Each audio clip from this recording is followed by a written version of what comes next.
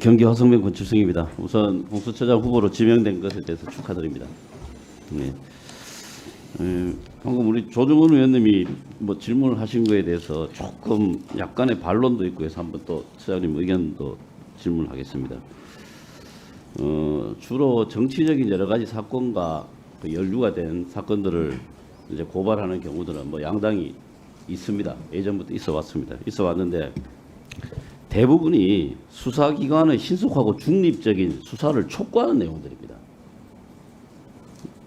동의하십니까? 그런 내용들입니다. 그리고 그 사건의 팩트들에 대해서 국민들에게 좀 알리는 부분들, 이런 것들입니다. 그래서 그게 당연히 해야 되는 일들이고요. 오히려 언론을 이용한 사건몰이, 여론몰이, 이런 이야기는 검찰들이 들어야 됩니다. 저는 그렇게 생각하는데 처장님은 어떻게 생각하십니까? 법조계에 오래 계셨으니까 경험과 식견이 많으실 것 같은데요. 이런 부분에 대해서.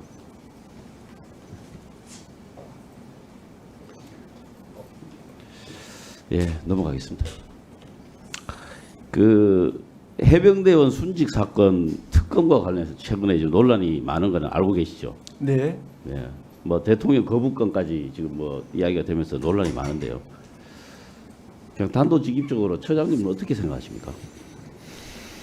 특검에 대해서 물으셨습니까? 특검 실시 여부에 대해서. 저는 해병대원 순직 사건에 대해서 지금 국민들의 관심이 아주 지대하신데 기본적으로 국회의 그에 대한 입법권은 존중되어야 된다는 기본적인 말씀을 드리고요. 그 다음에 이제 특검 일반론에 대해서 말씀드리자면 지금 공수처에 부여된 수사권과 기소권이 불일치해가지고 여러 가지 운신의 폭이 너무 좁고 수사가 구조적으로 좀 제대로 안 되는 그런 측면이 있습니다. 그런 부분에 대해서 좀 수사권을 제대로 일치시킨 다음에 앞으로 그 특검 수요가 있으면 좀 우리 네. 공수처도 적극적으로 활용해 주십사 하는 말씀을 드립니다. 네, 그러니까 일반론 말고요.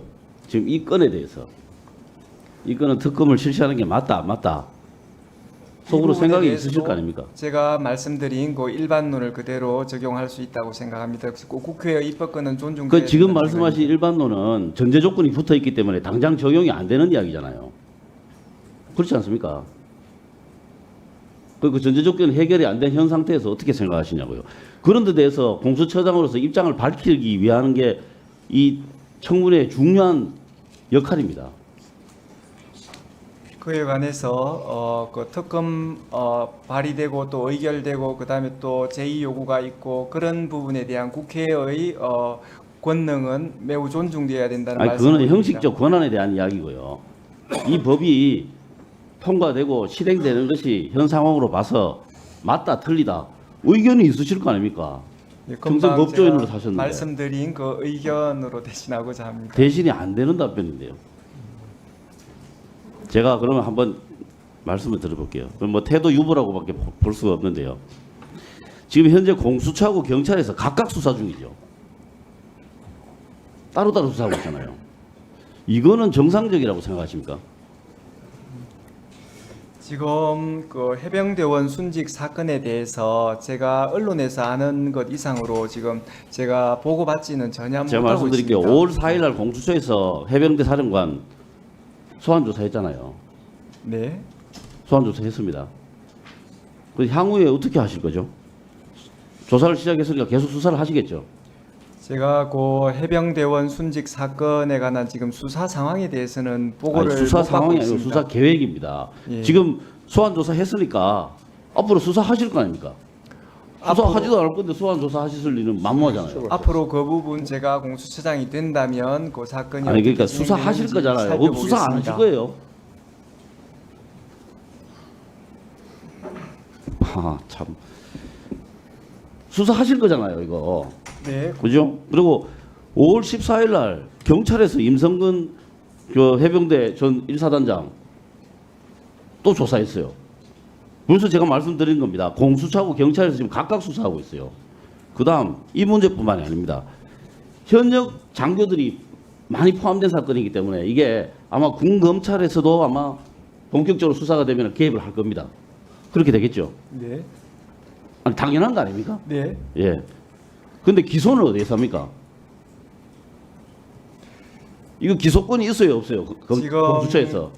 해병대 순직 사건에 관해서 대체적으로는 우리 공수처의 기소권이 좀 제한돼 있는 걸로 알고 없죠. 있습니다. 예, 없습니다. 기소는 검찰에서 할 겁니다. 사건이 산산조각 나 있어요. 이게 통일적으로 전체적으로 수사가 되겠습니까? 안 되겠습니까? 안 됩니다. 그래서 전체를 대상으로 한 통화라는 그런 수사, 그런 기소권 이런 게 필요한 거 아닌가요? 당연히 그거 필요하겠죠. 그것도 동의를 못 하시나요? 저는 그 부분에 대해서 좀 말씀드렸는데 그 부분과 네. 관련돼 가지고 제가 공수처장이 된다면 우리 공수처의 그 수사 그거는 제가 권능과 좀 이따 기소 이야기하겠습니다. 권능을 이첩권하고 기소권 확대에 대해서 저도 비슷한 생각을 갖고 있기 네. 때문에 따로 이야기하겠습니다. 시간 될 때. 근데 자 지금 이 순간에 모든 대상자에 대해서 전체적으로 통할해서 통일적으로 수사하고 기소하는 그런 방식이 필요한 거 아닙니까? 효율적으로 하기 위해서요. 그런 부분에 대해서 동의하시죠? 입법부가 그 잘 결정하실 걸로 그게 저는 믿습니다. 특검입니다. 네. 그 동의하시는 걸로 제가 볼게요.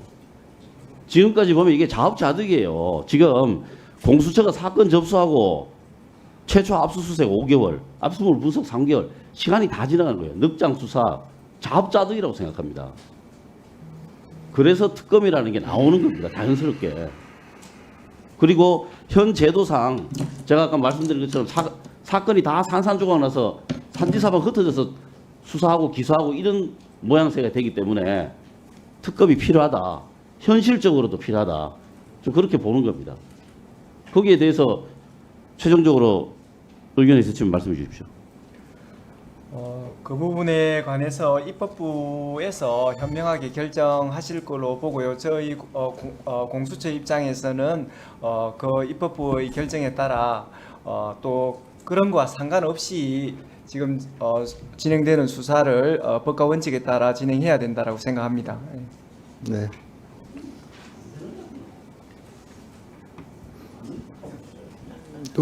그러면 권칠성 위원님 말씀대로 하려면 특검을 하기 위해서 공수처 구조를 이래 만들어 놨다는 겁니까? 그 공수처는 그래 공수처는 민주당이 만든 거 아닙니까? 정동만 의원님 질의하십시오.